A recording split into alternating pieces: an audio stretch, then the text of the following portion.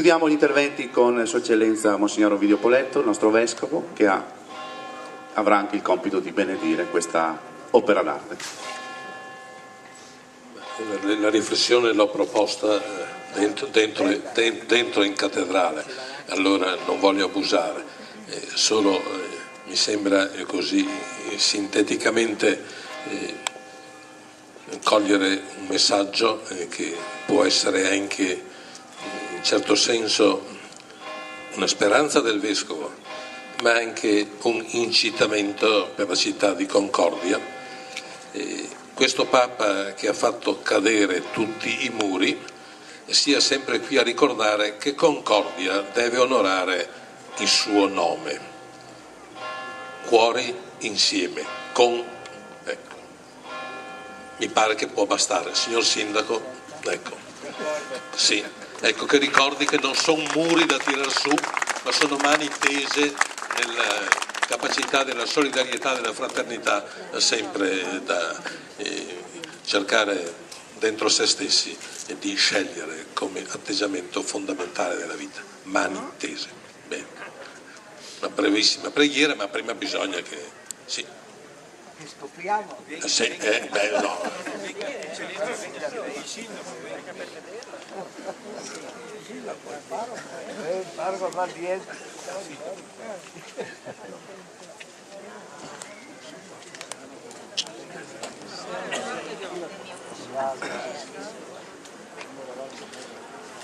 E dunque questo momento importante per la storia di Concordia, questa statua che si erge su una pietra di fiorello bianco di Asiago, pietra naturale presa proprio dall'altopiano di Asiago, e sopra questa statua in bronzo che non avrà paura del vento, della pioggia, del sole e tutto, in cui è rappresentato sicuramente una delle personalità più amate dalle nostre generazioni, qual era appunto Giovanni Paolo II.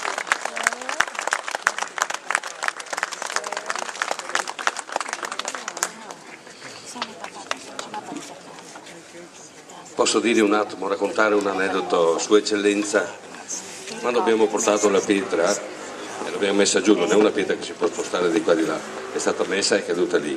Il riferimento dei fori che aveva la statua del Papa erano obbligati. Fatalità, sarà una fatalità. Questo Papa era devoto alla Madonna, esatto. Non è girato verso Portogruaro o verso quella statua. Fatalità, è caduto giusto in direzione della Madonna Divine Grazie. Mi raccomando che anche la Proroco vada sempre d'accordo con la Madonna e anche con Papa Giovanni Paolo. Con la sua benedizione sicuramente.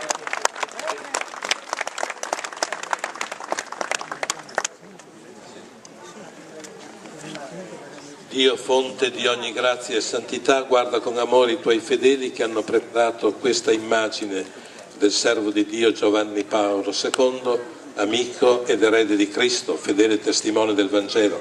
Donaci di sperimentare sempre l'efficacia e la forza della sua protezione presso il tuo trono di gloria, per Cristo nostro Signore. Amen.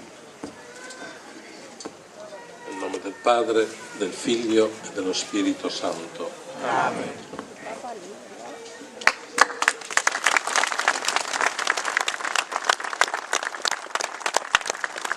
Con questo segno, da oggi in poi, su Concordia Sagittaria ci sarà questa statua in memoria di Giovanni Paolo II.